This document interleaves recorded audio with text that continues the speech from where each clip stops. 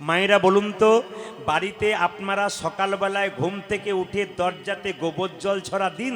জোরে বলুন হ্যাঁ না না দিন। আপনারা অনেকে দেন না, শুধু জল ছড়া দিন। কিন্তু শাস্ত্র বলছে, স্মৃতিশাস্ত্র বলছে, আপনার দরজাতে শুধু জল নয়, আপনাকে গোবর জল ছড়া দিতে হবে। প্রশ্ন করবেন, প্রদীপবাবু শুধু জল দিলে কি অন্যায় হয়? গোবর দেবো কেন? শাস্ত্র পরিষ্কার করে বলছে, কি বলছে, যে একটা গাভীর শরীরে ৩৩ কোটি দেবদেবীর মধ্যে একজন জায়গা পায় নাই, তিনি হচ্ছেন মা লক্ষ্মী। মা লক্ষ্মী কাঁদতে কাঁদতে গাভীকে বলেছিল, মা তোমার শরীরে সবাই জায়গা পেল, আমি পেলাম না, আমাকে একটু জায়গা দিয়ে দাও। গাভী কি করেছিল মায়েরা? গাভীর শরীরে ৩৩ কোটি দেবদেবীর মধ্যে মা লক্ষ্মী জায়গা পায় নাই। গাভী তখন বলেছিল, লক্ষ্মী তুই কাঁদিস না, একটা জায়গা তোকে আমি দেবো, তুই আমার গোবরের মধ্যে থাকবি। স্বয়ং মা লক্ষ্মী গোবরের মধ্যে গেছে। ওই জন্য সকালবেলায় যে গোবর জল ছড়া দেয়, তার বাড়িতে মা লক্ষ্মীর আগমন হয়। এই দিকে তাকাবেন, বাড়িতে লক্ষ্মী পুজো করবেন, কি বার করেন? শনিবার দিন। ও বৃহস্পতিবার, আমার জানা ছিল না, যাক ভালো হলো। আপনার বৃহস্পতিবার দিন পুজো করেন, কি বলেন? এসো মা লক্ষ্মী, বসো মা ঘরে, আমার ঘরে থাকো মা অন্ধকার করে, নাকি? ও আলো করে, আচ্ছা আচ্ছা, আমি মাঝে মাঝে ভুলে যাই, ঠিক করে নেবেন আপনারা। এই দিয়ে দেখান, আপনারা লক্ষ্মীকে তো পুজো করেন। আমি আপনাদের বলে দিই একটা একটা করে, লক্ষ্মী দেবীকে একা বাড়িতে পুজো করবেন না। যতজন কীর্তন শুনতে এসছেন, বড় বড় ভাগবত পাঠকের কথা শুনুন, দেখবেন একই বাক্য, একই কথা, কি? আপনারা একা লক্ষ্মী পুজো কেউ করবেন না, লক্ষ্মীর সঙ্গে নারায়ণকে রাখবেন। যদি একা লক্ষ্মী পুজো করেন, লক্ষ্মী চঞ্চলা হয়ে যায়। শাস্ত্র বলছে, আপনি ক্যালেন্ডারে ছবি দেখবেন, সব জায়গায় দেখবেন লক্ষ্মী নারায়ণের চরণ সেবা করছে, কোনো জায়গাতে লক্ষ্মী নারায়ণ ছাড়া নাই। এখনকার যুগে যারা ক্যালেন্ডার করছে, তারা লক্ষ্মী একা করে দিচ্ছে, কিন্তু হিসাব মতো শাস্ত্র বলছে লক্ষ্মী সবসময় নারায়ণের চরণ সেবা করছে। ওই জন্য বাড়িতে আপনি লক্ষ্মী একা রাখবেন না, নারায়ণকে সঙ্গে রাখবেন।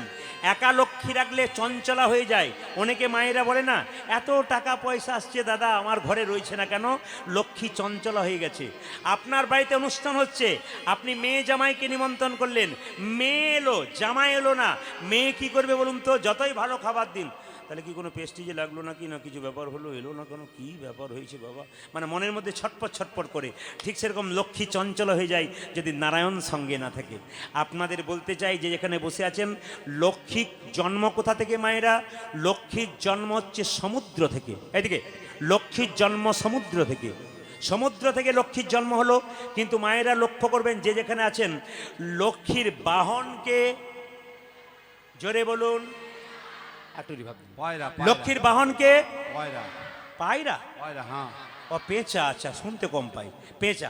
আচ্ছা বলুন তো মায়েরা, লক্ষ্মী দেখতে সুন্দরী, পেঁচা কেন বাহন হলো? খুব যুক্তি আছে কিন্তু। লক্ষ্মী দেখতে সুন্দরী, পেঁচা কেন বাহন হলো?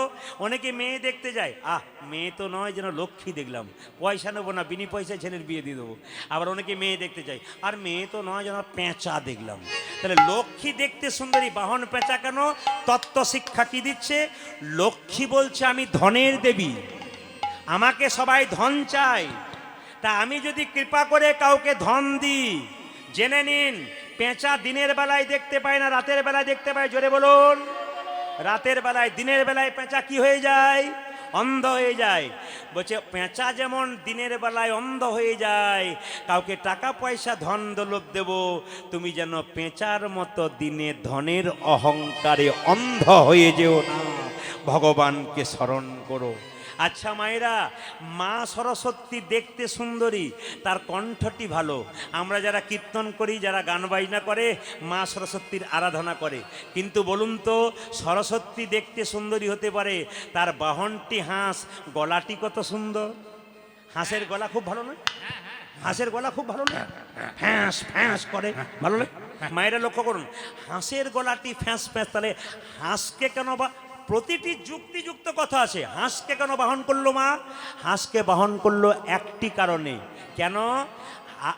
পাতি হাঁস রাখে নাই, রাজহাঁস রেখেছে। মা সরস্বতী বলতে চাইছে, কি বলতে চাইছে?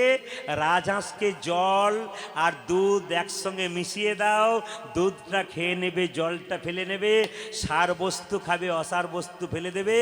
রাজহাঁসের মতো সংসারে বাস করো, সার বস্তু ভগবান শ্রীকৃষ্ণের চরণ স্মরণ করো, অসারটাকে নিতাই গৌর হরিবল বলে আপনারা ত্যাগ করুন, আপনাদের কাজ হয়ে যাবে। কত সুন্দর কথা বলছে দেখুন। ও মায়েরা, আর একটা দামি কথা আপনাদের বলে যায়। গণেশের ছবি দেখেছেন? জোরে বলুন হ্যাঁ না না। কিন্তু দেখবেন আপনারা মিলিয়ে আমার কথাটা, কোন কোন জায়গায় গণেশের সুরটা ডান দিকে, আবার কোন কোন জায়গায় গণেশের সুরটা বাঁ দিকে। আপনারা হাত তুলে বলুন কোনটা ঠিক। কোন কোন জায়গাতে গণেশের সুর ডান দিকে, কোন কোন জায়গায় গণেশের সুর বাঁ দিকে। কোনটা ঠিক বলুন? আসলে গণেশের দুদিকেই সুরটা ঠিক। কেন বলুন তো? যারা ব্যবসা বাণিজ্য করছেন তারা কোন গণেশকে রাখতে পারেন, যারা বাড়িতে রাখবেন তারা কোন গণেশকে রাখতে পারবেন? জেনে নিন, সবাই মন দিয়ে শুনে নিন। বলছে গণেশ একবার ধ্যান করছিল ভগবানের, তুলসী দেবী রাস্তা দিয়ে পেরিয়ে যাচ্ছিল। যারা ধ্যান করে ভগবানের তারা মাঝে মাঝে হাসে, মাঝে মাঝে কাঁদে। গণেশ এক সময় ধ্যান করতে করতে হেসে ফেলেছে, তুলসী দেবী সেই রাস্তা দিয়ে পেরিয়ে যাচ্ছে, ও ভেবেছে তাহলে আমাকে দেখে হেসেছে। একবার লক্ষ্মী তুলসী দেবীর সঙ্গে সঙ্গে গণেশকে বলেছে, আমি তোমায় বিয়ে করতে চাই। গণেশের ধ্যান ভেঙে গেছে, চিৎকার করে বললো, তোমার সাহস কম নয়, আমি চিরকুমার থাকতে চাই, আমি বিয়ে করতে চাই না। তা তুমি আমাকে বিয়ে করার প্রস্তাব দিলে, আমি তোমাকে অভিশাপ দিলাম, তোমার দৈত্য স্বামী হোক। বলুন তো মায়েরা, তুলসী দেবীর স্বামী কে হয়েছিল? দৈত্য স্বামী। কি নাম বলুন তো? শঙ্খচূড় দৈত্য। তখন সঙ্গে সঙ্গে তুলসী বলেছিল, অভিশাপ যখন দিলে আমার দৈত্য স্বামী হোক, আমি তোমাকে অভিশাপ দিয়ে দিলাম কি, তুমি যে গর্ব করে বলছো আমি বিয়ে করব না, তোমার একটা নয় তোমার দুটো বিয়ে হবে।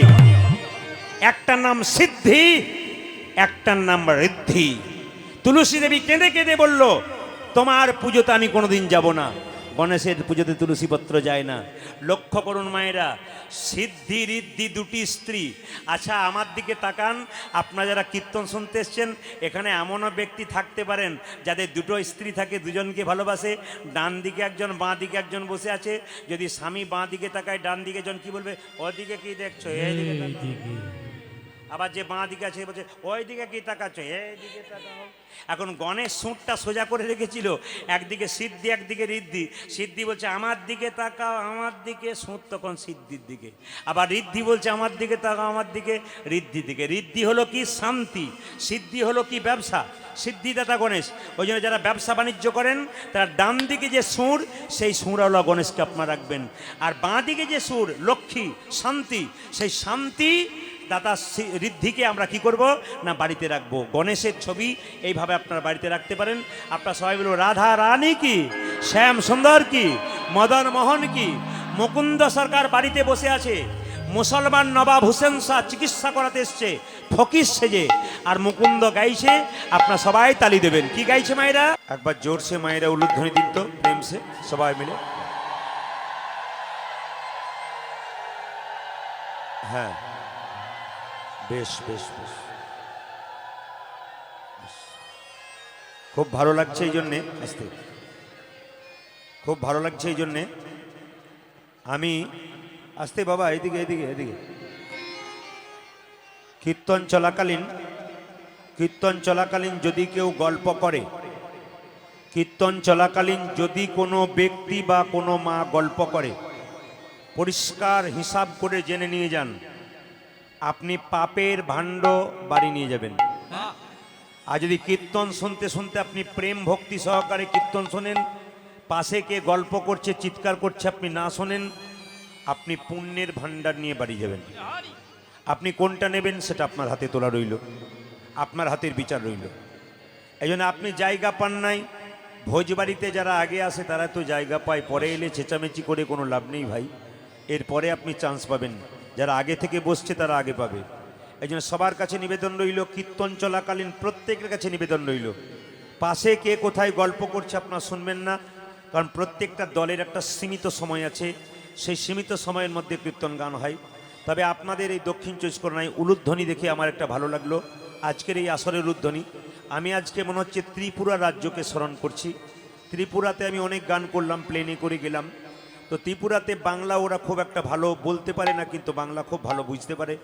ওদেরকে উলুধ্বনি দিতে বলে এমন শুরু করে বন্ধ করুন, তারপর বন্ধ করতে হয়। আপনাদের এখানে সেরকমই হলো, আর একবার সেরকম উলুধ্বনি হোক, যেন ত্রিপুরা মনে করিনি। তাই বেশ বেশ বেশ বেশ বেশ, একবার জোরসে বলুন, রাধা রানী কি।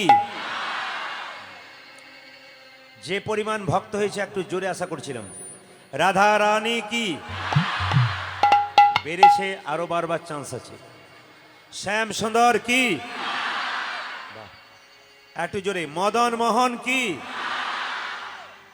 খুশি লাগলো আপনারা সবাই দিলেন, আর খারাপ লাগলো এইটাই আপনারা দিলেন অনেকে এরকম করে দেখলেন না। না, অনেকে ভাবছে যারা দিচ্ছে তাদের আগে কি হয় দেখি তারপর দেবো।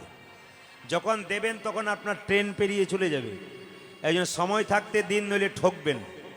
ডিজাইন দেখিয়ে লাভ নেই, ভগবানের কাছে কোনো ডিজাইন চলবে না, সব ডিজাইন শেষ গোবিন্দের কাছে। এই জন্য সবার কাছে নিবেদন রইল, হাত কিন্তু সবাইকে একদিন তুলতে হবে। জোরে একবার বলুন সবাই মিলে, যারা পকেটে হাত রেখেছেন, যারা এরকম করে হাত রেখেছেন, জোরে বলুন, রাধা রানী কি। যাক, আমি তোলাতে পেরেছি, তবু দু চারজন আছে সুপারির মতো, এর ভেতরেও রস নাই, বাইরেও রস নাই, এখনো পর্যন্ত এরকম করে দাঁড়িয়ে আছে।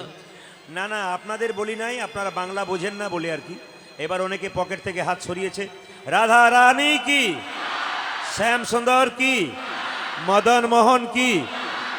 দেখুন, যে উৎসবের পেছনে যাত্রা লেখা থাকে, আস্তে, যে আমাদের হিন্দুদের অনেক উৎসব আছে, যে উৎসবের পেছনে যাত্রা লেখা থাকে, সেই উৎসবের সময় ভগবান মন্দিরে থাকে না, মন্দির থেকে বেরিয়ে আসে। যত যত উৎসব দেখবেন যার পেছনে যাত্রা লেখা আছে, যেমন দোল যাত্রা, ভগবান কি মন্দিরে থাকে? রং খেলার জন্যে, আবির খেলার জন্যে বাইরে বেরিয়ে আসে, যাত্রা লেখা আছে মানে বাইরে বেরিয়ে গেল। ঝুলন যাত্রা, ভগবান মন্দিরে থাকে, তখন দেখবেন মন্দির থেকে বেরিয়ে এসে তিনি দোল খান রাধারানীর সঙ্গে, ব্রজগোপীর সঙ্গে। আবার দেখবেন রাস যাত্রা, তখন ব্রজগোপীদের সঙ্গে নৃত্য করবার জন্যে রাসলীলায় আসে, তখন কিন্তু মন্দিরে থাকে না। আবার দেখবেন রথযাত্রা, তখন জগন্নাথ কিন্তু মন্দিরে থাকে না, মন্দির থেকে বেরিয়ে যায়। তাহলে যে উৎসবের পেছনে যাত্রা লেখা আছে, সেই সময় ভগবান ভেতরে থাকে না, মন্দিরে, বাইরে থাকে। আপনাদের দোলযাত্রার পূর্ব মুহূর্ত, তার মানে এখন ভগবান কিন্তু বেরিয়ে আসছে, আপনাদের সামনে বসবার চেষ্টা করছে। এই জন্য ভগবানের নামে জয়ধ্বনি তো আপনাদের দিতেই হয়। আমাকে একজন জিজ্ঞেস করলেন কালকে, প্রদীপবাবু আপনি কীর্তন করে কত টাকা করলেন? অবান্তর প্রশ্ন। আমি বললাম কীর্তন করে আমি 1 কোটি টাকা করলাম। আপনার বিষয় 1 কোটি, বাহ। আপনার আশ্রয়টা কেমন? যাবেন বাড়ি। আমি 4 তলা করেছি, বাহ। আপনার আশ্রয় 4 তলা, বিষয় 1 কোটি। একথা বলে কারা? আমার মতো মূর্খ যারা। প্রকৃত ভক্ত বৈষ্ণবকে জিজ্ঞেস করুন, তোমার বিষয় কি? ভগবান কৃষ্ণ। আশ্রয় কি? শ্রীমতী রাধা রানী। যিনি কৃষ্ণকে বিষয় করেছেন, রাধাকে আশ্রয় করেছেন, তার মতো ধনবান পৃথিবীতে কজন আছে? জেনে নিন আপনারা। যেদিন প্রচন্ড বৃষ্টি হয়, আমরা সাধারণ মানুষ ঘর থেকে বেরোতে পারি না, বাড়ির ভেতরে বলা বলি করি, আজ 1 টাকাও রোজগার হলো না গো, ঘর থেকে বেরোতে পারলাম না, প্রচন্ড বৃষ্টি, দুর্দিন গেল। একথা বলে কারা? আমাদের মতো। আচ্ছা, কমিটির ভাইদেরকে বলবো, এই মাঝখানে কোনটাতে একজন অসুস্থ হয়ে আছে, কিন্তু কমিটির ভাইদেরকে বলবো, মাঝখানে একজন অসুস্থ হয়ে আছে। কোন জায়গায় অসুস্থ হয়ে আছে আপনার একটু হাত দেখান তো, কোন জায়গায় অসুস্থ হয়ে আছে? চলে গেছে, ব্যাস ব্যাস ব্যাস, চলে গেছে, খুব খুশি।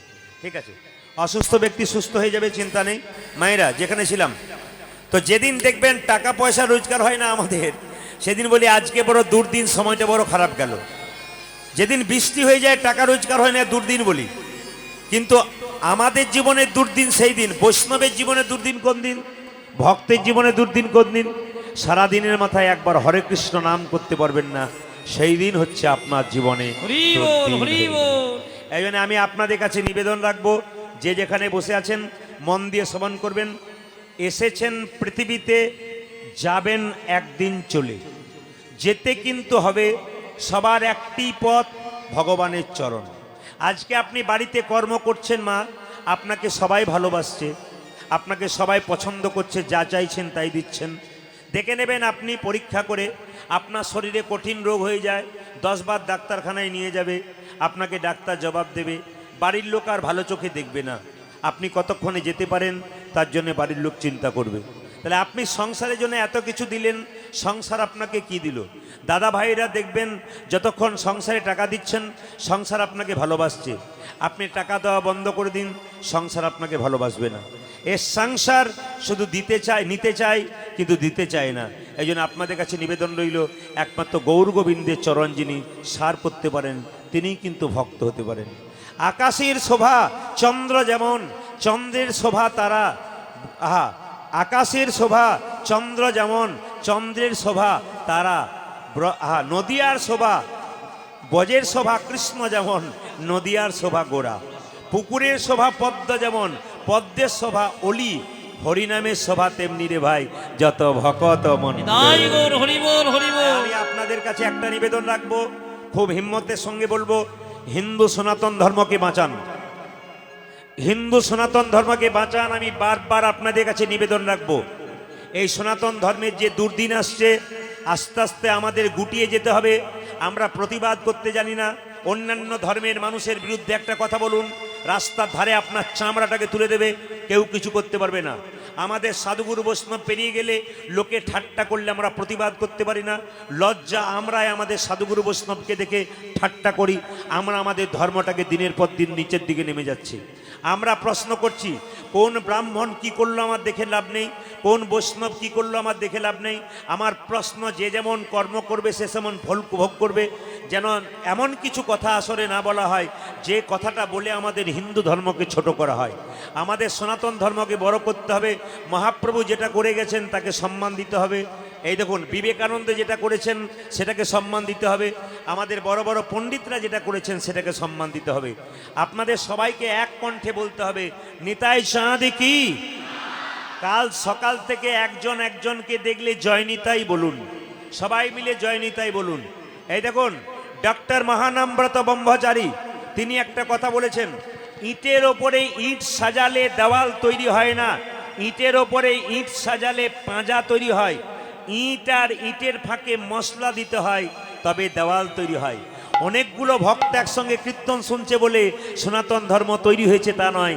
একজন একজনকে দেখে যখন জয় নিতাই রাধে রাধে বলবেন, তখনই কিন্তু আমাদের সনাতন ধর্মের পাঁচিল পাকা তৈরি হয়। কাল থেকে একজন একজনকে দেখলেই জয় নিতাই বলবেন।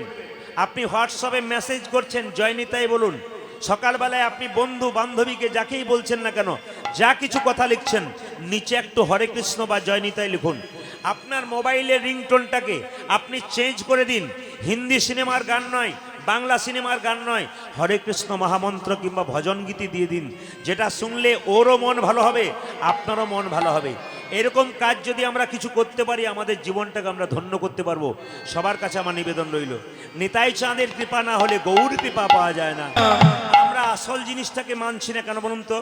আজকে দক্ষিণ 24 পরগনায় আপনার জন্ম হয়েছে, আপনার ছেলে মেয়ে স্বামী স্ত্রী পুত্র কন্যা সব হয়েছে। আপনি এখানে মারা যাবেন, আমাদের বীরভূমি আপনার জন্ম হবে, ওখানে গিয়ে আপনার আলাদা স্ত্রী পুত্র কন্যা সব কিছু পাবেন। ওখানে মারা যাবেন, আপনি ইংল্যান্ডে জন্ম নেবেন, হরে কৃষ্ণ, আপনি ইংল্যান্ডে জন্ম নেবেন, ওখানে আপনি আলাদা স্ত্রী পুত্র কন্যা পাবেন। আপনি বাঁকুড়ায় জন্ম নেবেন, আলাদা স্ত্রী পুত্র কন্যা পাবেন। কিন্তু বলুন তো, ভগবান কি আলাদা পাবেন? যে কোনো জায়গায় পরিবারের লোক আলাদা পাবেন, কিন্তু ভগবান কি আলাদা পাবেন? সব জায়গায় ভগবান আলাদা পাবেন না, একই পাবেন। একটা ছোট্ট কথা বলে দিই, অনেকে দেখবেন অহংকার করে। কিসের অহংকার? বুদ্ধিমান ব্যক্তিরা অহংকার করে না, জ্ঞানী ব্যক্তিরা অহংকার করে না। প্রমাণ দিয়ে দিই আপনাদের। আপনি কিসের অহংকার করছেন? আপনি জন্ম পেয়েছেন, আপনাকে জন্ম দিয়েছে একজন, জোরে বলুন আপনি পেয়েছেন কিনা? জন্ম একজন আপনাকে দিয়েছে। আপনি কি লেখাপড়া করেছেন?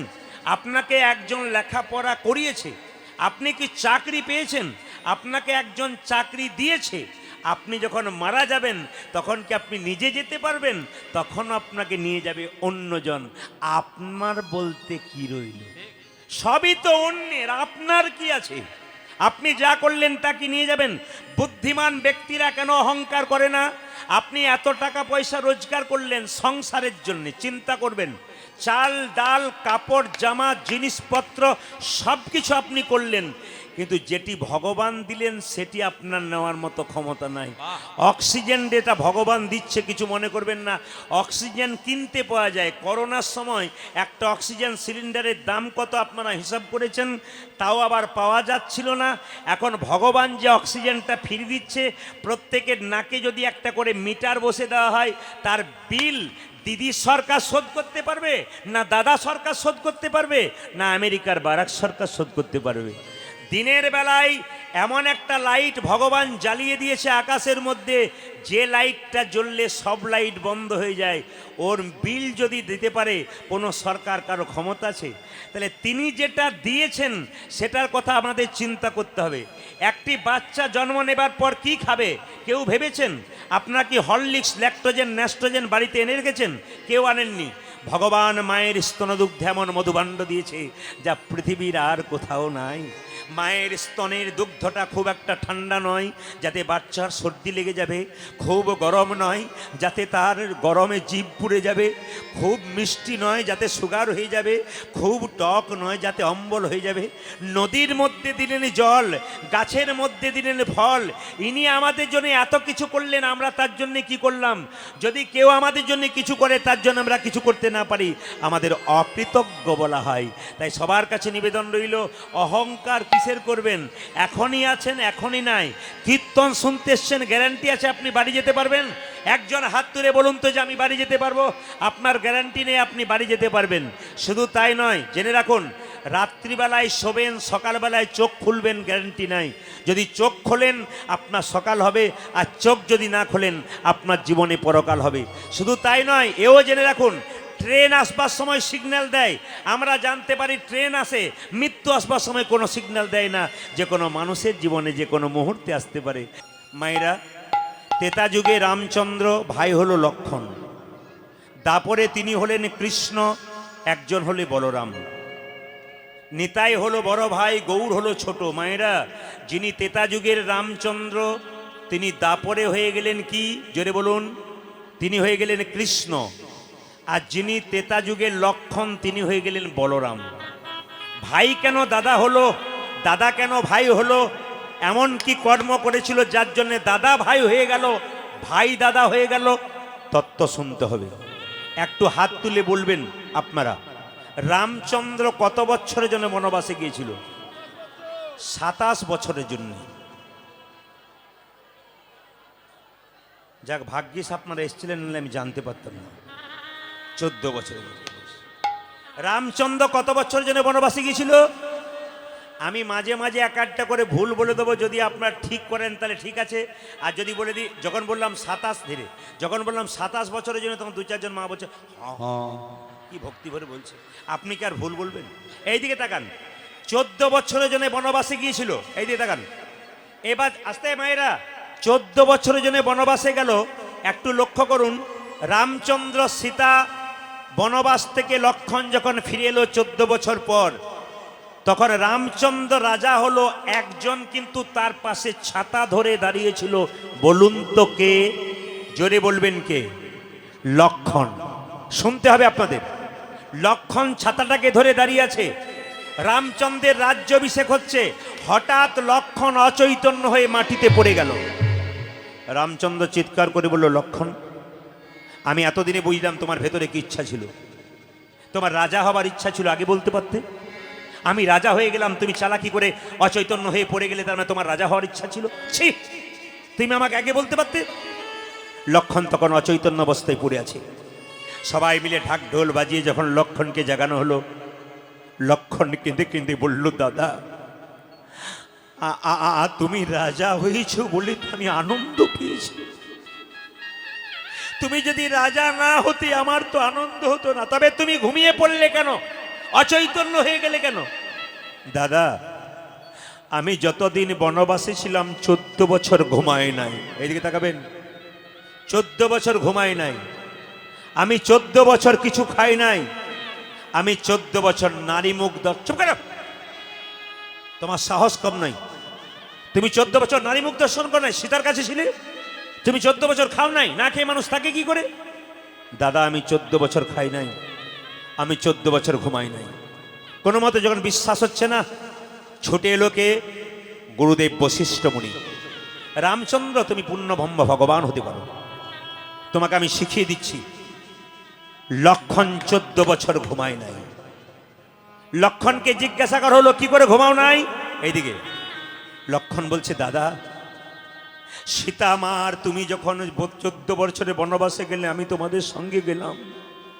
তুমি পণ্য কুটির করে যখন দুজনে ভেতরে ঢুকে রইলে, আমি তখন প্রহরী হয়ে দাঁড়িয়ে রইলাম। নিদ্রা দেবী আমার চোখে ভর করবার জন্য এসেছিল, আমি নিদ্রা দেবীকে বাণ মারবার জন্য তীর ধরলাম। নিদ্রা দেবী কেঁদে কেঁদে বলল, লক্ষণ আমায় মেরে দিও না, আমি নিদ্রা দেবী প্রতিটি মানুষের চোখে ভর করি। যদি আমি নিদ্রা দেবী মরে যাই তবে পৃথিবীর মানুষ পাগল হয়ে যাবে, কেউ আর ঘুমাতে পারবে না। আমায় তুমি মেরো না। আমার হাত জোর করে বলছে, আমায় তুমি মেরো না। সঙ্গে সঙ্গে বললো, আমি তোমায় মারবো না ঠিক কথা, একটা শর্ত তোমাকে রাখতে হবে। কি? যতদিন আমার রামচন্দ্র দাদা এবং সীতামা বনবাসে থাকবে, আমি প্রহরী হয়ে থাকবো। এই 14 বছর তুমি আমার চোখে আসবে না। কথা দিলাম, এই 14 বছর আমি তোমার চোখে আসবো না।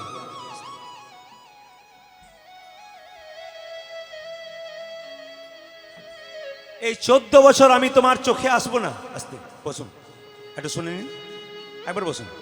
14 বছর আমি তোমার চোখে আসবো না, তবে যেদিন তুমি কীর্তন চলাকালীন কেউ আসর আসবেন না, কীর্তন চলাকালীন কেউ কিছু দান করবেন না, কীর্তনে ডিস্টার্ব হয়। বয়স্ক মা বলে আমি নিরাম, আর কেউ আসার দরকার নেই, স্থির হয়ে বসুন। লক্ষ্য করুন, 14 বছর আমি তোমার চোখে যাব না, কিন্তু যেদিন রামচন্দ্র রাজা হয়ে যাবে সেদিন তোমার চোখে আমি ভর করব।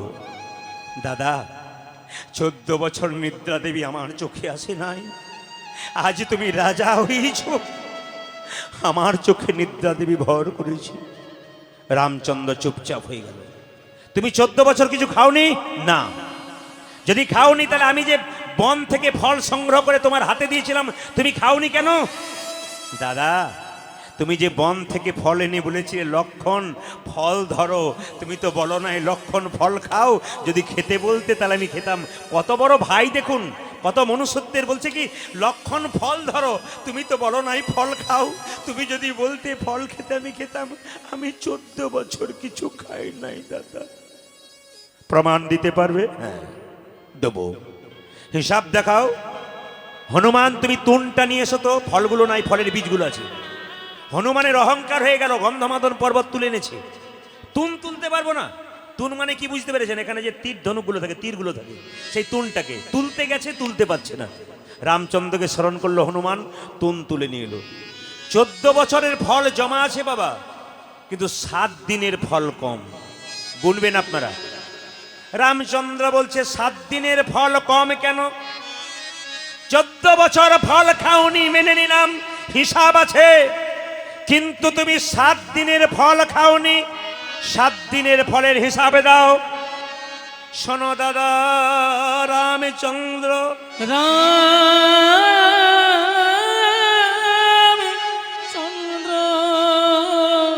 যেদিন পিতা দশরথের মৃত্যু সংবাদ এলো,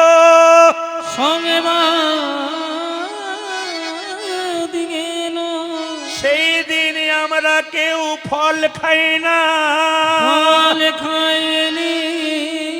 গুনবেন একটা একটা করে। একদিন যেদিন সীতামা হরণ হয়ে গেল, যেদিন সীতামা হরণ হয়ে গেল, সেই দিন ফল খাই না।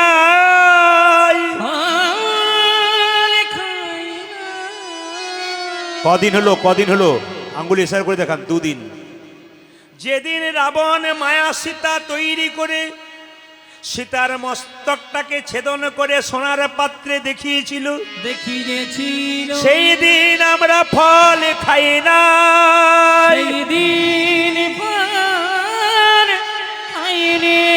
কদিন হলো মা? কদিন হলো? 3 দিন। যেদিনে মহিরাবণ আমাদের পাতালে প্রবেশ করিয়েছিল, আহা হনুমান উদ্ধার করেছিল, সেই দিন ফল খাই না। সেই দিন কদিন হলো? ফল 4 দিন। খাইনি।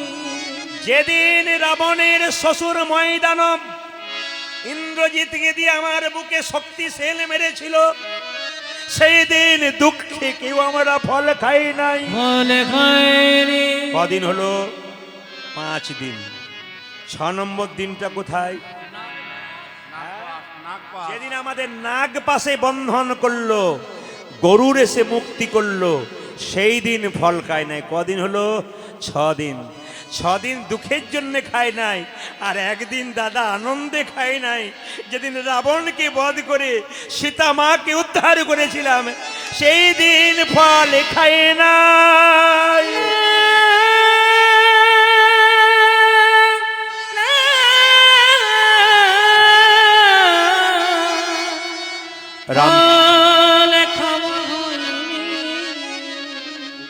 রাবণের মাথাটা রামের মাথাটা নিচে নেমে গেল।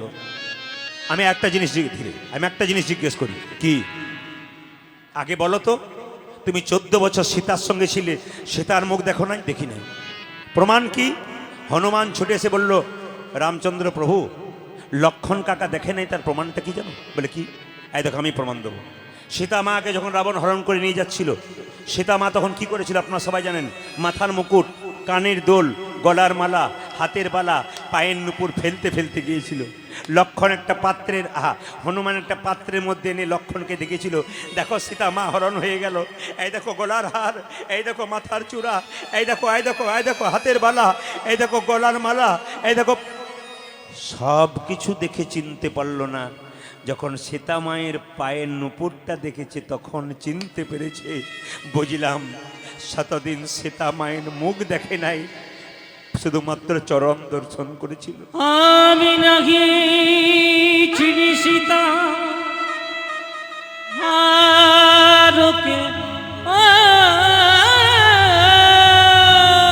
আরে আমি শুধু চিনি সীতা,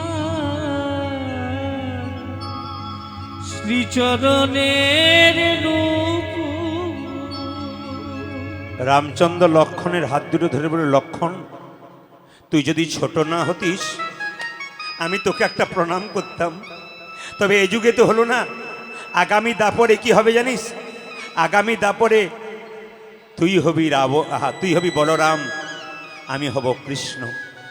আগামী কলিযুগে তুই হবি নিতাই চাঁদ, আমি হব গৌর হরি। মানে ভাই দাদা হয়ে গেল, দাদা ভাই হয়ে গেল। সেই নিতাই চাঁদকে নিয়ে মহাপ্রভু কি করলেন? প্রত্যেকটা জীবের দ্বারে হরিনাম দিলেন। হাত নামান। অনেক প্রশ্ন আছে, উত্তর দিয়ে দেবো আপনাদেরকে। একজন প্রশ্ন করেছিল, প্রদীপ বাবু, গুরু কি চেঞ্জ করা যায়? এইদিকে যারা লাইভ শুনছেন তারাও শুনবেন, যারা রেকর্ডিং হচ্ছে ইউটিউবে শুনবেন তারাও শুনবেন।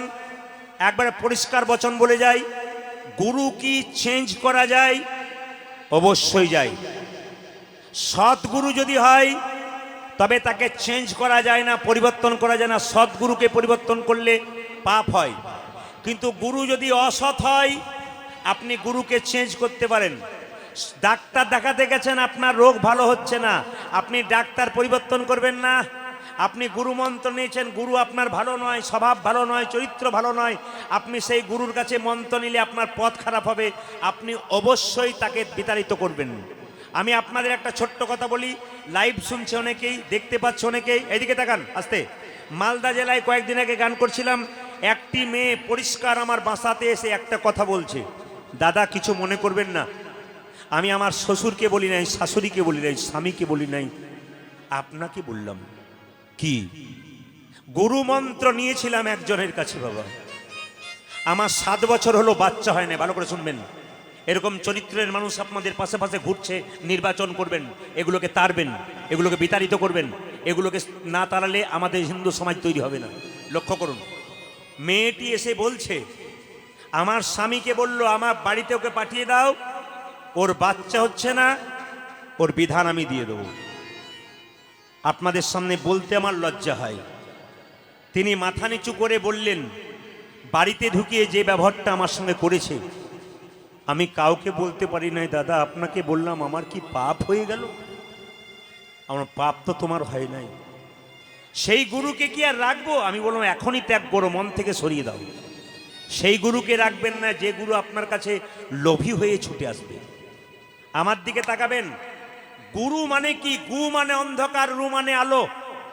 গুরু মানে কি? একজন ব্রাহ্মণের যতক্ষণ না পৈতে না হয়, উপনয়ন না হয়, সে যেমন পুজো করবার কোনো অধিকার পায় না, একজন মানুষ যতক্ষণ না পর্যন্ত দীক্ষা মন্ত্র না নেয় ততক্ষণ তার গোবিন্দ ভজন করার কোনো অধিকার হয় না। একবারে জেনে নিন খুব পরিষ্কার কথাগুলো। গুরু যেন এইরকম না হয়, রামকৃষ্ণদেবের অনেক বাণী আছে, তার মধ্যে একটা ছোট্ট করে বলি। গুরু যেন এরকম না হয়, একটা শিষ্যা মানে মেয়ের কাছে গুরুদেব এসছে, গুরু জিজ্ঞেস করছে মা এলাম, বাবা জল সেবা করবেন? হ্যাঁ, তবে তোর হাতে নয়। কেন বাবা?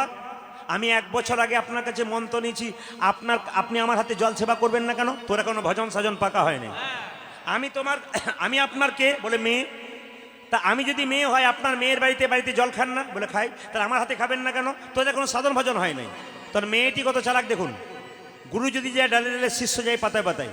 তোর মেয়েটি বলছে আচ্ছা আমি যদি 1 বোতল মিনারেলস ওয়াটার এনে দিই অসুবিধা আছে? বলছে কোনো অসুবিধা নাই। যেই না আমি যদি একটা মিনারেলস ওয়াটার এনে দিই কোনো অসুবিধা আছে? বলছে না কোনো অসুবিধা নাই। মিনারেলস ওয়াটারটা যেন গুরুর হাতে দিয়েছে, বলছে দাঁড়ান খাবেন না, তার আগে জিজ্ঞেস করি এই জলটা যে ভরেছে সে কোন জাতের লোক আপনি কি করে জানলেন? এই জলটা যে ভরেছে সে কোন জাতের লোক আপনি কি করে বললেন?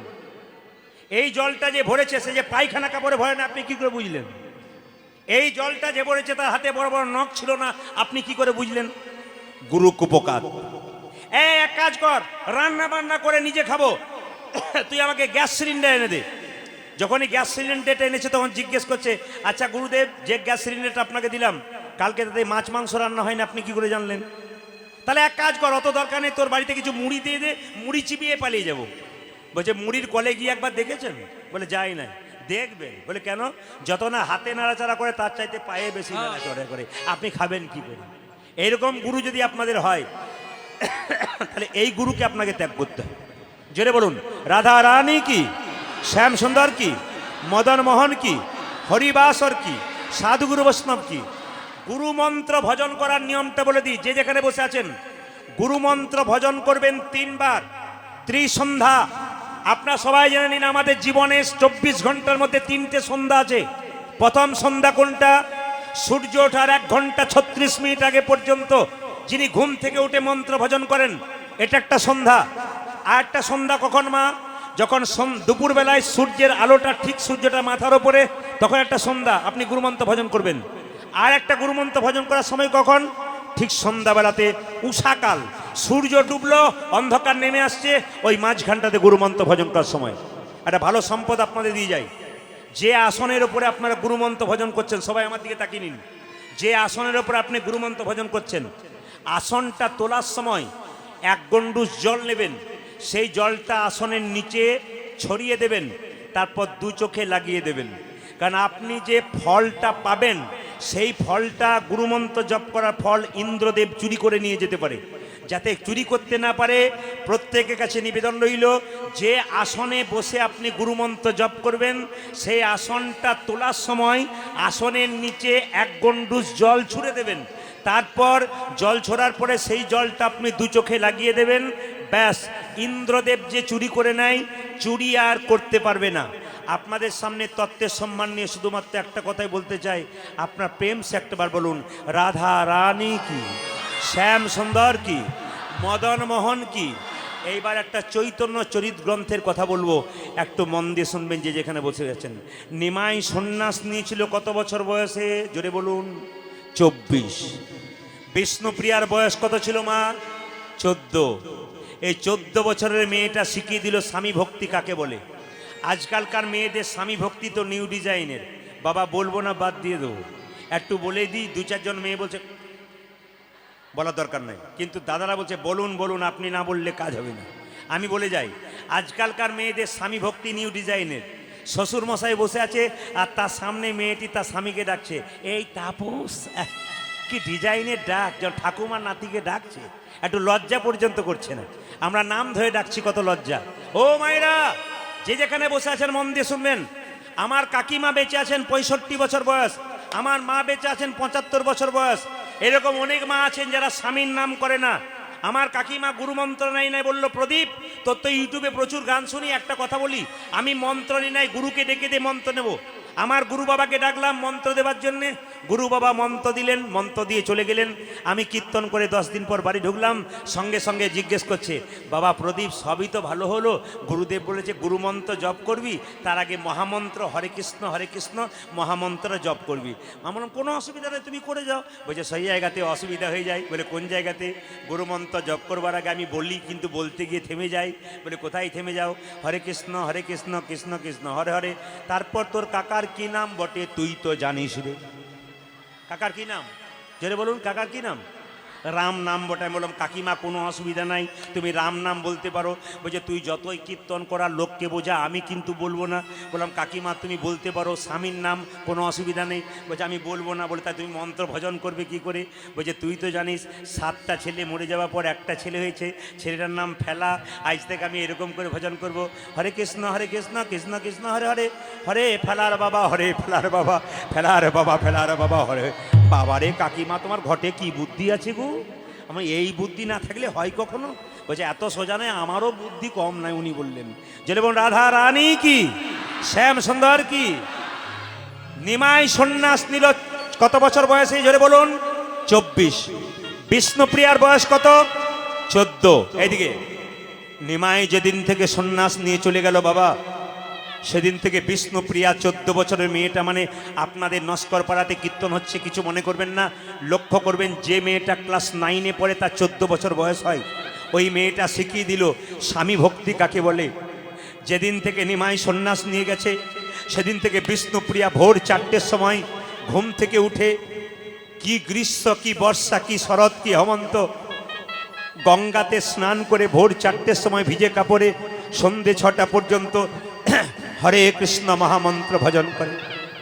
মায়েরা, মাঘ মাসের শীতে যখন ঘর থেকে আপনারা বেরোতে পারছেন না, তখন বিষ্ণুপ্রিয়া 14 বছরের মেয়েটা গঙ্গায় স্নান করে ভিজে কাপড়ে বাড়িতে বসে বসে শুধু এই কথা বলে, হরে কৃষ্ণ কৃষ্ণ কৃষ্ণ হরে হরে। পাশের বাড়ির মেয়েটি বলে উঠল, প্রিয়া তুই যে মরে যাবি রে, এইটুকু বাচ্চা মেয়ে কৃষ্ণ কৃষ্ণ বলছিস, ভিজে কাপড়ে কাপড়টা পরিবর্তন কর। বিষ্ণুপ্রিয়া বলে উঠল, দিদি আমার মা আমাকে শিখিয়ে দিয়েছে সহধর্মিনী কাকে বলে। স্বামী ধর্ম করবে, স্ত্রী সাহায্য করবে, এরই নাম হলো সহধর্মিনী।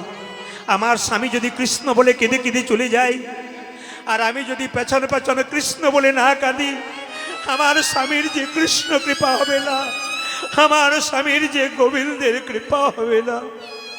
মেয়েটি প্রিয়া তুই কিছু খাস না? খাই। মায়েরা আপনারা দিনের মাথায় 3বার 4বার খান, কিন্তু বিষ্ণুপ্রিয়া কবার খাই লক্ষ্য করুন? একবার খাই। ভোরবেলায় সকাল 4টা থেকে ভোর 6টা পর সন্ধে 6টা পর্যন্ত একটা করে ধান নেয়, ধানগুলো খুঁটে খুঁটে একটা করে চাল বের করে সন্ধ্যাবেলায় গঙ্গা থেকে জল এনে একবার সেদ্ধ করে খাই, এরই নাম বিষ্ণুপ্রিয়া।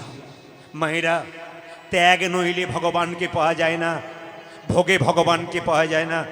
আজকে শিরাকোল লস্কর পাড়ায় কীর্তন হচ্ছে, গোটা শিরাকোলের 4টে পাড়া আজকে নিরামিষ খাচ্ছে। কেন? এই জন্যে নিরামিষ খাচ্ছে। সুস্থ শরীর না থাকলে মন সুস্থ থাকে না, কীর্তন শোনার মনোভাব তৈরি হয় না। আমিষ খেলে শরীরের গণ্ডগোল হয়, কীর্তন শোনার মনোভাবটা নষ্ট হয়ে যায়। তাই গোটা পাড়া আজকে বন্ধ করে দিয়েছে, কি সবাই যেন নিরামিষ খেয়ে কীর্তন শুনতে পারে, যেন নিজের মাঠটা তৈরি হয়েছে সুন্দর। আপনাদের কাছে নিবেদন রইল, নিমাই সন্ন্যাসের পরে একবার এসেছিল কোথায়? অদ্বৈতের বাড়িতে। আমি যে বই থেকে বলছি সেই বইটার নাম হচ্ছে কি কি চৈতন্য চরিতগ্রন্থ। কার লেখা? জীব গোস্বামী পাদের। নিমাই সন্ন্যাস নেবার পর একবার অদ্বৈতের বাড়িতে এলো। নিত্যানন্দ চিৎকার করে বলল, নিমাই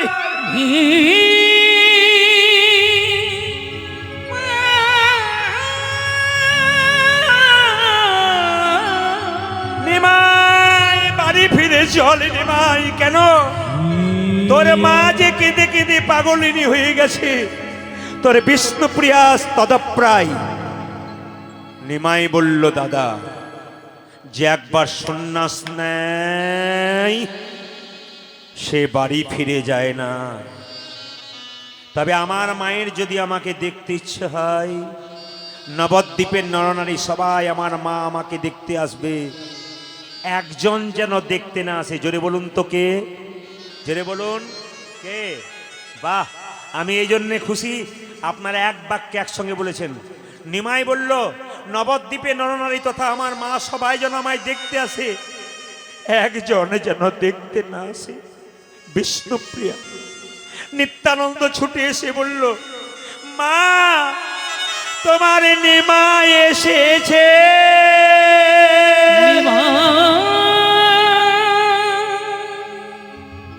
এসেছে।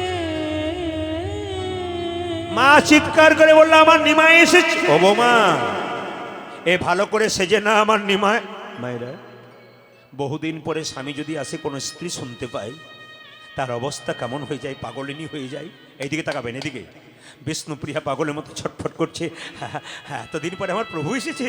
মা, মা, আমি আমি আমি তোমার সঙ্গে যাব, আমি তোমার। নিত্যানন্দ বলল, দাঁড়াও, প্রভু সবাইকে ডেকেছে, তোমায় ডাকেনি। বিষ্ণুপ্রিয়া আছাড় খেয়ে কেঁদে পড়ল মাটিতে। শচীমাতা নিমাই দেখতে গেল। নবদ্বীপের মেয়েরা নিমাই দেখতে যাচ্ছে। মায়েরা সবাই জেনে নিন, মেয়েরা মেয়েদের শত্রু। একবার দামি কথা, মেয়েরা মেয়েদের শত্রু। কাটা ঘায়ে নুনের ছিটা দিতে ভালোবাসে। বিষ্ণুপ্রিয়া যখন আছাড় খেয়ে মাটিতে কাঁদছে, মেয়েরা সবাই নিমাই দেখতে যাচ্ছে আর চিৎকার করে বলছে, এ প্রিয়া, এ প্রিয়া, এ প্রভু সবাইকে ডাকলো আর তোকে ডাকলো না। তোর মতো ভাগ্যহীন আছে কজনা?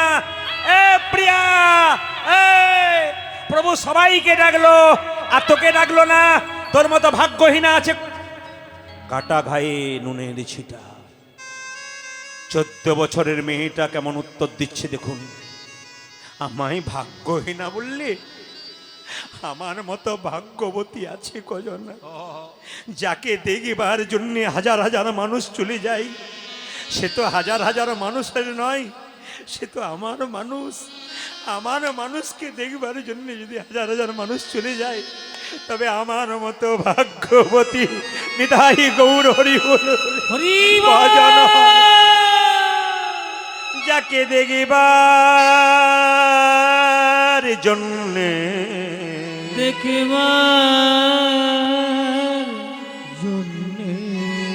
হাজার হাজার মানুষ চলে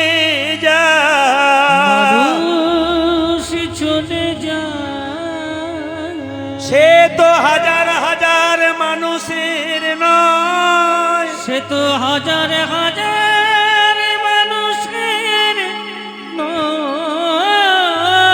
সে যে আমার মানুষ, মানুষ সে যে আমার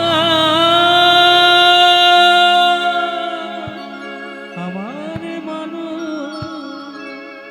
মেয়েরা বলল, তুই যাবি না? এদিকে এদিকে এদিকে, তুই যাবি না? বিষ্ণুপ্রিয়া উত্তর দিচ্ছে, না। এ প্রিয়া, তুই যাবি না? না। কেন যাবি না? ভক্ত যদি ভগবানকে ডাকার মতো ডাকতে পারে, ভগবান ভক্তের কাছে যায়, ভক্ত ভগবানের কাছে যায় না। প্রমাণ কি? অহল্যা পাষাণ হয়েছিল, রামকে ডেকেছিল, রাম অহল্যার কাছে গিয়েছিল, অহল্যা তো রামের কাছে যায় নাই। এক কাজ করো, আমার যদি ডাকার মতো ডাক থাকে, ভগবান একদিন আসবে। আপনার সবাই জানেন, যারা বইপত্র পড়েন, যারা এতদিন কীর্তন শুনছেন, নিমাই সন্ন্যাসের পরে বিষ্ণুপ্রিয়ার কাছে আসে নাই। একদিন রাত্রি 12টার সময় বিষ্ণুপ্রিয়ার কাছে নিমাই এসেছিল। আমার দিকে তাকাবেন কেমনভাবে এসেছিল। বিষ্ণুপ্রিয়া রাত্রি 12টার সময় যখন ঘুমাচ্ছে, সবাই তাকান আমার দিকে, দরজায় ধাক্কা। প্রিয়া, প্রিয়া, এ প্রিয়া, প্রিয়া, ও প্রিয়া, ও প্রিয়া, প্রিয়া, প্রিয়া। মায়েরা, বিষ্ণুপ্রিয়ার ঘুম ভেঙে গেল। দরজাটা খোলার আগে জিজ্ঞেস করলো, কে তুমি? নিমাই বলে উঠল, আমি এসেছি। আপনারা মায়েরা যখন কীর্তন শুনছে অনুভব করবেন তো আপনারা।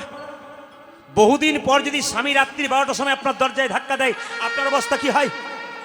আপনি অভিমান করে বসে থাকবেন, দরজা খুলবেন না? কিন্তু 14 বছরের মেয়েটা কি করলো দেখুন। এসেছো প্রভু? হ্যাঁ। বিষ্ণুপ্রিয়াকে নিমাই বলছে দরজা খুলবে না? না। কেন? দরজা আমি খুলতে পারি, তার আগে আমার একটা প্রশ্নের উত্তর দাও। কি? যে ভগবানকে ডাকে তাকে এত কাঁদতে হয় কেন? যে ভগবানকে ডাকে তার এত কষ্ট হয় কেন? আমি সারা জীবন কেঁদে কেঁদে বেড়াবো, আমি কখনো গৌর গোবিন্দের কৃপা পাবো? আমি কি চিরকাল কেঁদে কেঁদে বেড়াবো? নিমাই বলল প্রিয়া, সংসারের জন্য কেঁদে লাভ নাই, ভগবানের জন্য কেঁদে লাভ আছে। সংসারের জন্য কেউ যদি কাঁদে, কেউ যদি কাঁদে, তার চোখের জল চোখের কোণ দিয়ে বেরোয়, কোন দিকে বেরোয়, তার ভেতরে জ্বালা বাড়ে, যন্ত্রণা বাড়ে, যন্ত্রণা বাড়ে। সেই জল যখন মুখের মধ্যে প্রবেশ করে তখন নোনা নোনা ভাব লাগে, নোনা নোনা ভাব লাগে, স্পর্শ করলে গরম লাগে। গরম লাগে। কিন্তু কেউ যদি হা কৃষ্ণ গোবিন্দ বলে, দিনের মাথায় একবার কৃষ্ণ বলে, রাধে রাধে, কৃষ্ণ বলে কাঁদেতে, কৃষ্ণ বলে যদি কাঁদিতে পারে, তার চোখের জল চোখের মাঝ দিয়ে পড়ে, সে জল গরম হয় না, শীতল হয়। সে জল মুখের মধ্যে প্রবেশ করলে মিষ্টি মিষ্টি ভাব লাগে। কৃষ্ণ বলে কেঁদে যে আনন্দ আছে, আনন্দ আছে, এ জীবনে সংসারের জন্য কেঁদে কেঁদে তত আনন্দ না। আনন্দ না। দরজা খুলবে না প্রিয়া? ও প্রিয়া, দরজা খুলবে না? দরজাটা খুলেছে, আমার দিকে তাকান, দরজাটা খুলেছে, আমার দিকে তাকানো সবাই। বিষ্ণুপ্রিয়া নিমাই পেছন থেকে বলছে, প্রিয়া আমি বহুদিন পর তোমার কাছে এলাম, আমি তোমার স্বামী, তুমি আমার দিকে তাকাবে না? না। আমি সন্ন্যাসের সময় তোমায় বলে যাইনি বলে অভিমান হয়েছে? না। আমি অদ্বৈতের বাড়িতে এলাম, সবাইকে ডাকলাম, তোমায় ডাকিনি, অভিমান হয়েছে? না। তবে বহুদিন পরে স্বামী স্ত্রীর কাছে এলে কোন স্ত্রী স্বামীর পানে একবার না চাই? বিষ্ণুপ্রিয়াকে উত্তর দিল, দেখুন স্বামী, আমার ইচ্ছা হয় তোমার ওই মলিন মুখের দিকে একবার তাকাবো, কিন্তু তাকাতে গিয়ে থমকে যাই। কেন জানো? সাধুগুরু বৈষ্ণবের মুখে শুনেছি যে একবার সন্ন্যাস নেয় তার নারী মুখ দেখতে নাই। আমার মতো হতভাগিনীর মুখ দেখিয়ে আমি তোমার সন্ন্যাস ধর্ম নষ্ট করতে চাই না। নিমাই বলল, পীড়া তোমার মতো পত্নী যদি জগতে হয় তবে প্রতিটি পতি গোবিন্দের চরণ পায়। তুমি কিছু চাইবে না? না। স্বামী যদি বহুদিন পরে স্ত্রীর কাছে আসে, স্ত্রীর কোনো চাওয়া পাওয়া থাকে না? থাকে, কিন্তু আমি চাইব না। কেন চাইবে না? ভগবানকে যে পতিরূপে পেয়েছি তার আবার চাইবার কি আছে? তবে দেবে প্রভু, যদি দেবে তবে খরম যুগল দাও। আমি কি করব জানো? কি করবে? আমি যে গবু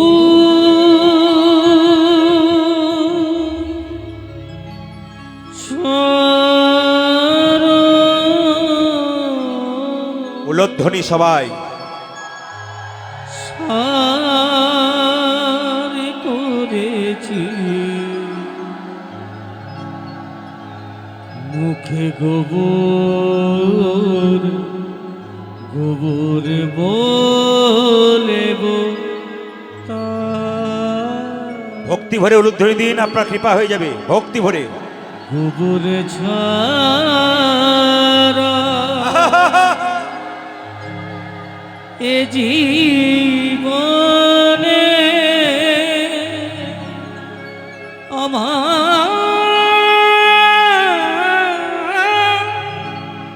কি গো না।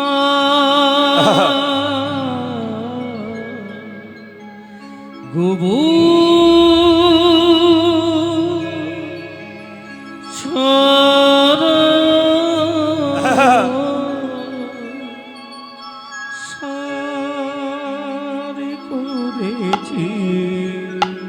একবার উলুধ্বনি। মুখে গোবর গোবর বলেব তা না না আমি কিছু চাই না।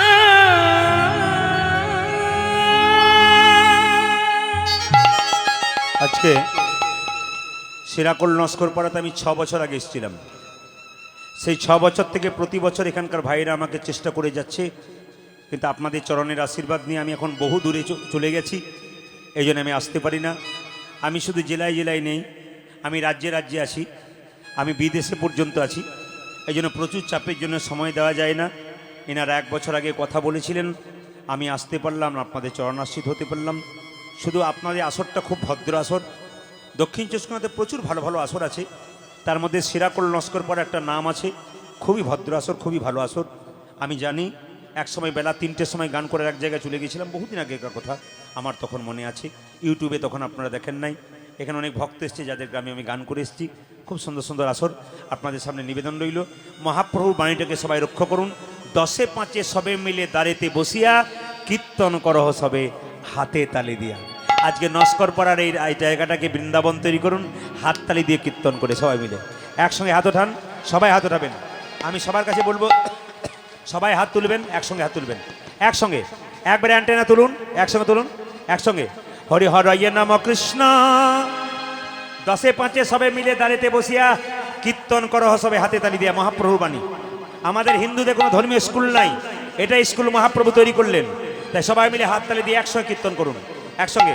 হরি হরয়ে নম কৃষ্ণ যাদবায় নম। তালি। হরে হরয়ে নম কৃষ্ণ যাদবায় নম। হরয়ে নম কৃষ্ণ যাদবায় নম। হরি হরয়ে নম কৃষ্ণ যাদবায় নম। ও যে যাদবায় মাধবায় কেশবায়। ওহো যাদবায় মাধবায় কেশবায় নম। ও যে যাদবায় মাধবায় কেশবায় নম। তালি। ওগো যাদবায় মাধবায় কেশবায় নম। তবে যিনি তালি দেবেন তিনি পরের জন্মে হাতও পাবেন, পাও পাবেন। আর যিনি তালি দেবেন না, তার হাত নাই বলে দিচ্ছেন না, 2টো পা আছে, পরের জন্মে আর 2টো পা যোগ হবে। 4টে পা হলে কি হয়? গরু। কেন বাঘ বলতে পারেন না? যেমন কাউকে যদি বলে তুই তুই জানোয়ারের বাচ্চা, দেখবেন রেগে যায়। 2 ভাই মিলে মুকুন্দ নরহরি গাছে শ্রীবাসঙ্গের দরজায় দাঁড়িয়ে আছে। কিছু মনে করবেন না। যে গাছে ফল ধরে তার ডালটা ওপর দিকে যায় না নিচের দিকে যায়? জোরে বলুন, একবারে জোরসে বলবেন। যে গাছে ফল ধরে তার ডালটা নিচের দিকে না ওপর দিকে? নিচের দিকে। যদি হও নিচু তবে পাবে কিছু, যদি হও নিচু তবে পাবে কিছু। মায়েরা চাপা করলে জল আনতে গেছেন, বালতিটা নিচে দেবেন না ওপরে দেবেন? নিচে দেবেন, জল পড়বে, ওপরে দিলে জল পড়বে না। এই দিয়ে তাকান, একটা সোনার কলসি যতই দামি হোক না কেন, একজনের কাছে মাথা নিচু করতে হয়। হাত তুলে বলতে পারবেন কার কাছে? জোরে বলুন। একটি গ্লাসের কাছে। আপনি যত টাকার মালিক হন না কেন, একজনের কাছে মাথা নিচু না করলে গোবিন্দচরণ পাবেন না। তিনি কে? বৈষ্ণবের চরণে মাথা নিচু না করলে গোবিন্দের কৃপা হবে না। আমার দিকে তাকান, ভক্ত চরিত্র দেখতে হয়। মুকুন্দ নরহরি এরকম করে দাঁড়িয়ে আছে। ভক্ত যদি কাই মনে কোনো বাঞ্ছা করে, ভগবানের সাধ্য নাই সেই বাঞ্ছা নাই পড়ে। মহাপ্রভু শিবাসকে ডেকে বলল, শিবাস, 2 ভাই আমায় দেখতে এসছে, ওদের মধ্যে যে ছোট ভাই তাকে বলে দাও সে আমার সঙ্গে সারা জীবন থাকবে, আমার কৃপা থাকবে, আমার সঙ্গে কীর্তন করবে। আর যে বড় ভাই তাকে বলে দাও সে আমার 100 জন্ম কৃপা পাবে না, সে আমার 100 জন্ম সঙ্গ পাবে না। আচ্ছা বলুন তো মায়েরা, সিরাকুল নস্কর পাড়াতে 2 ভাই কীর্তন শুনতে এসছে। একজন কৃপা পেল, একজন পেল না। যে পেল তার তো আনন্দ হবে, যে পেল না তার কত কষ্ট হবে। শ্রীবাস এসে বলছে, এই যে তোমাদের মধ্যে ছোট ভাইকে আমি। কি নাম তোমার? আমার নাম নরহরি সরকার। তোমার জন্য প্রভু বলেছে তুমি সারা জীবন প্রভুর সঙ্গে থাকবে, কীর্তন করবে, হরিনাম করবে, নাচবে। বড় ভাই বলছে, আমার জন্য কি বলেছে? আমি তো টেনে টেনে নিয়ে এলাম, আমি আগে আগে এলাম, আমার জন্য জন্যে কি বলেছে? তোমার জন্যে বলেছে তুমি 100 জন্ম সঙ্গ পাবে না, 100 জন্ম কৃপা পাবে না, 100 জন্ম গৌরের সঙ্গ পাবে না। যেই না বলেছে 100 জন্ম কৃপা পাবে না, সঙ্গ পাবে না, অমনি বড় ভাই মুকুন্দ সরকার নাচতে শুরু করেছে, জয় গৌরে জয় গৌরে জয় গৌরে। শ্রীবাস মনে মনে ভাবছে লোকটা বোধহয় পাগল হয়ে গেল। মহাপ্রভু বললো 100 জন্ম কৃপা পাবে না, 100 জন্ম সঙ্গ পাবে না, আর পাগলের মতো নাচছে। শ্রীবাস বলছে, শোনো মুকুন্দ, তোমাকে মহাপ্রভু বললো 100 জন্ম কৃপা পাবে না, আর তুমি নাচতে শুরু করলে। আমাকে বললে আমি তো বিষ খেয়ে আত্মহত্যা করে দিতাম। একথা শুনে মুকুন্দ বলছে, শোনো শোনো শ্রীবাস, প্রভু যদি বলতো কোনো জন্মে সঙ্গ পাবো না, কোন জন্মে তারি সঙ্গ পাবো না, তাহলে না হয় আমি বিষ খেয়ে আত্মহত্যা করে দিতাম। করে দিতাম। প্রভু বলেছে 100 জন্ম সঙ্গ পাবো না। কীর্তন শুধু শোনা নয়, কীর্তন বোঝা বটে। এদিকে তাকাবেন। কীর্তন শুধু শোনা নয়, কীর্তন বোঝা বটে। কীর্তন প্রেমের কথা বটে। কীর্তন চিৎকার নয়, কীর্তন খুব ধীরে ধীরে বটে। কীর্তন মানুষের মনের মধ্যে ঢোকানো জিনিস বটে। আপনার একটু মন দিয়ে শুনবেন, যে যেখানে বসে আছেন, দেখুন 101 জন্মে গৌর কৃপা পাবো, 100 জন্ম গৌর বলে কানবো। 3 ঘন্টার কীর্তন শুনতে এসে চটি গুটিয়ে কতজনকে উঠতে হয়, বসতে হয়। 3 ঘন্টার কীর্তন শুনতে এসে কতবার পেছন দিকে আগের দিকে তাকান। আমাদের পাড়া থেকে যারা আসছে তারা গেল না রইল এইসব তাকান। কিন্তু মুকুন্দ সরকার কি বললো দেখুন, 100 জন্ম গৌর বলে কাঁদবো, 101 জন্মে তো কৃপা পাবো। এর থেকে কি শিখলেন? ধৈর্য যার ভগবান তার, ধৈর্য যার নাই ভগবান তার নাই। এখানে এত এত মহাপুরুষ মানুষ, পুরুষ মানুষ এসছেন। আমি আপনাদের সামনে একটা কথা বলতে চাই, আপনার হিসাব করে দেখবেন, প্রদীপ পালের কথাটা মিলিয়ে দেখবেন। যে ব্যক্তি সংসারে খুব চঞ্চল, তার জীবনে উন্নতি নাই। দেখে নেবেন আপনারা, শুধু হরিবাসরে নয়, প্রত্যেকটি জায়গাতে যে ব্যক্তি খালি বসবে উঠবে ছটপট ছটপট করবে, তার চরিত্র ঘাঁটবেন, তার ইতিহাস ঘাঁটবেন সংসারের, দেখবেন তার কোনোদিন উন্নতি নাই। কেন? সে তো চঞ্চল। যে মেয়ে খুব চঞ্চল সংসারে, ও তরকারিতে 2 বার নুন দেয়, ঘরের লোকের কাছে গাল দেয়, গাল খায়, অথবা দেখবেন সবজি কাটতে গিয়ে আঙুল কেটে ফেলে। এই জন্য চঞ্চল ব্যক্তির জীবনে উন্নতি নাই। যদি মহাভারতের দিকে যাই, 100 ভাইয়ের দাদা দুর্যোধন চঞ্চল ছিলেন, উনি ভগবান হারালেন। পঞ্চপাণ্ডবের দাদা যুধিষ্ঠির, উনি স্থির ব্যক্তি ছিলেন, উনি ভগবানকে পেলেন। কেন বলুন তো? দুঃশাসন যখন রাজসভাতে দ্রৌপদীকে চুলের মুঠি ধরে টেনে আনছে, তখন ভীম গদা তুলল, দাদা আদেশ করো, 100 জনকে একাই ফাটিয়ে দেব। যুধিষ্ঠির মহারাজ বলেছিল, ধৈর্য ধর, ধৈর্যের ফল মিষ্টি হয়। একদিন যুধিষ্ঠির মহারাজ রাজা হয়ে গেল মা, আর 100 ভাই পথের ভিখারি হয়ে গেল। ওই জন্য আপনাদের সামনে নিবেদন রইল, ভগবানের নাম যখন শুনবেন, মনকে যদি আপনি এক করতে পারেন, ভগবানকে পেয়ে যাবেন। কেন বলুন তো? ভগবান নিজের মুখে বলেছেন, কটা আপেল দিলে, কটা কলা দিলে, কটা লেবু দিলে, ওই দিকে তাকাই না, মানা ভাবা তুমি তোমার মনটা আমায় দিলে কিনা। তুমি এখানে টাকা পয়সা দেবার জন্য আসনি, তুমি তোমার মনটাকে ভগবানকে দেবার জন্য এসেছো। ওই জন্য সুন্দর সুন্দর ফুলের মতো মন আপনাদেরকে দিয়েছে। এই মন সংসারের কাউকে দেবেন, ও আপনার সঙ্গে বেঈমানি করতে পারে, ও আপনার ঋণ নাও শোধ করতে পারে, কিন্তু ভগবানকে যদি আপনি এই মন দিতে পারেন, ভগবান আপনার ঋণ রাখে না, ভগবান আপনার ঋণ পরিশোধ করে দেয়। তাই মনটাকে আপনারা সবাই এক মন করে ভগবানের চরণে দিন। মুকুন্দ সরকার যখন কাঁদছে, কিছু মনে করবেন না, ভগবান সব সইতে পারে, ভক্তের চোখের জল সইতে পারে না। মুকুন্দকে বলছে, মুকুন্দ তুমি কাঁদছো, প্রভু আমার ভাই আর আমি দুজনে মিলে তোমার কৃপা পেতে এলাম, আমার ভাই তোমার কৃপা পেয়ে গেল, আমি পেলাম না। 100 জন্ম গৌর গৌর বলে কাঁদবো, 100 জন্মে কৃপা পাবো। মহাপ্রভু মুকুন্দকে একটা দারুণ দামি কথা শেখালেন। আপনারা শুনে নিন মহাপ্রভু বাণীগুলো। তিনি বললেন, শোনো, এ সংসারে যারা বড় ভাই হয়, এ সংসারে যারা বড় বউ হয়, তাদের দায়িত্ব সব চাইতে বেশি থাকে। বলে কীরকম? একটা বনের মধ্যে বড় বড় গাছ যেমন ছোট ছোট গাছগুলোকে ঝড়ঝঞ্ঝা থেকে রক্ষা করে, একটি সংসারে যারা বড় ভাই হয় তাদের দায়িত্ব অনেক থাকে। ছোট ভাইরা কটু কথা বললেও বড় ভাই সব সময় ছায়া দিয়ে থাকে, বড় ভাইয়ের দায়িত্ব থাকে। তোমরা 2 ভাই মিলে যদি কীর্তন করতে চলে আসো, বাড়ির সবাই না খেয়ে মরবে। এক কাজ করো মুকুন্দ, তোমার মাথায় হাত দিয়ে দিলাম, তুমি কাল থেকে বাড়ি গিয়ে যাকেই চিকিৎসা করবে তারই রোগ ভালো হয়ে যাবে। যারা এখানে কীর্তন শুনতে এসছেন, আপনারা ভাবছেন কি যে একটা চাকরিতে জয়েন করলে প্রথম মাসেই বেতন পাওয়া যায় ঢুকে? আগে চাকরি করবেন, মাস শেষ হবে তবে বেতন পাবেন। আপনি যে ধর্মীয় কর্মটা করতে এসছেন আজকে, দাঁড়িয়ে থাকুন আর বসে থাকুন, একদিন গোবিন্দের কৃপা আপনার উপর বর্ষণ হবে। যেদিন বর্ষণ হবে আপনি বুঝতে পারবেন না ফলটা কেমন পেয়ে গেলেন। ভগবানের কর্ম আগে করতে হয়, ফল তিনি দিয়ে দেন। মুকুন্দ তুমি এক কাজ করো, বাড়ি ফিরে যাও, তুমি একটা গোপীনাথের মন্দির তৈরি করো, জীবের দ্বারে হরিনাম দাও। তবে হ্যাঁ, গরিবের চিকিৎসা করো, বড় লোকের চিকিৎসা করো না। তোমাকে আশীর্বাদ করলাম, তুমি বাড়ি গিয়ে যাকেই চিকিৎসা করবে তারই রোগ ভালো হয়ে যাবে। মুকুন্দ সরকার বাড়ি ফিরে এলো। আস্তে, যে যেখানে বসে আছেন আপনাদের কাছে একটা নিবেদন রইল, যে যেখানে বসে আছেন, মুকুন্দ সরকার বাড়ি ফিরে এলো, শিক্ষাগুলো দিয়ে যায়, আপনারা নিয়ে নিন, আপনাদের জীবন সুন্দর হবে। আমি যে কথাগুলো বলবো প্রত্যেকটি কথা জ্যোতিষশাস্ত্র এবং একটা শাস্ত্রের নাম বলি স্মৃতিশাস্ত্র। ভালো করে বইগুলো পড়বেন।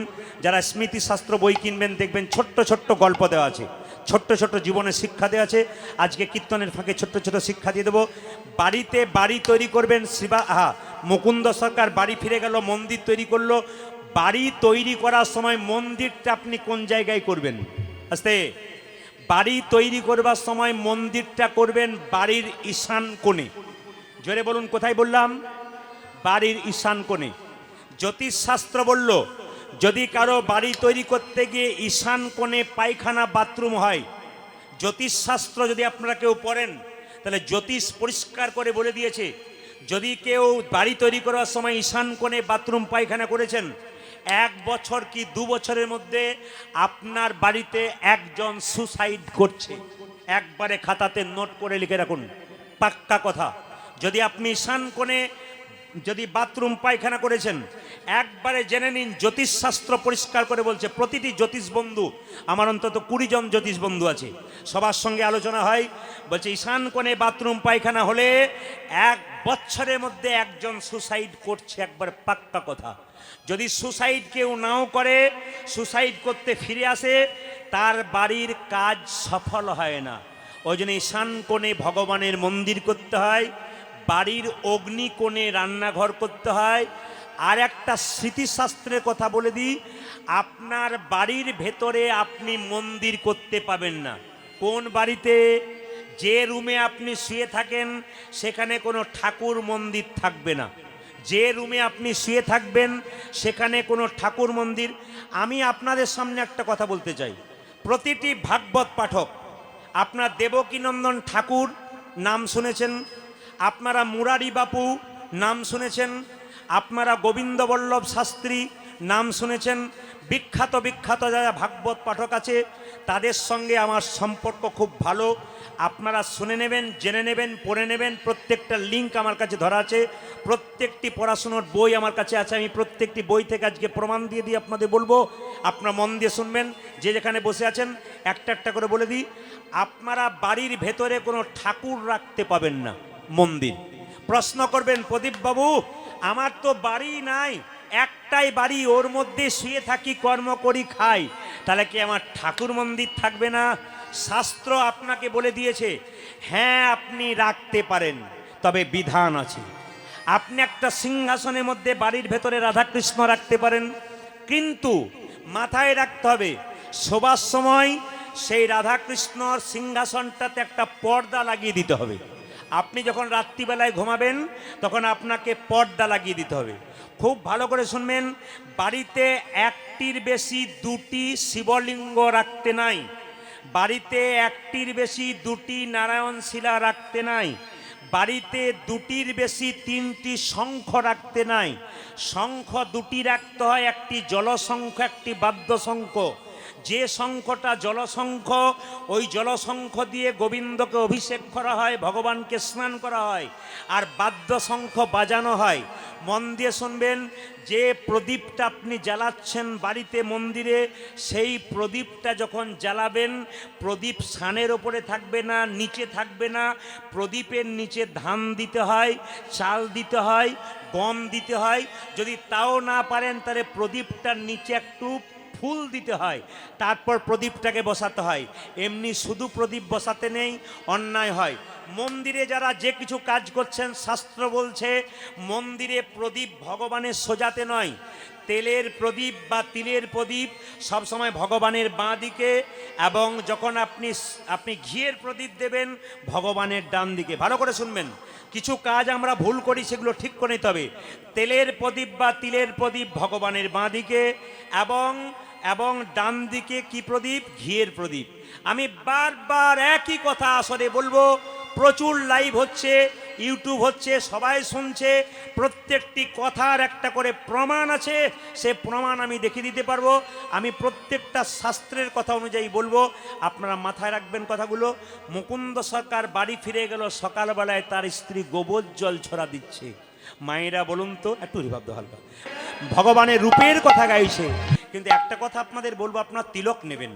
প্রশ্ন করবেন, প্রদীপবাবু হিন্দু সমাজে একটা লজ্জার ব্যাপার কি বলুন তো, যদি কেউ তিলক নিয়ে নেয়, তার কোনো বৌমা যদি হয় তিলক নিয়ে রাস্তায় যায়, তখন রাস্তায় বলবে, বাবারে অমুকের বউ কি ভক্ত হয়ে গেল দিদি, এ বোধহয় ভগবানকে আগে।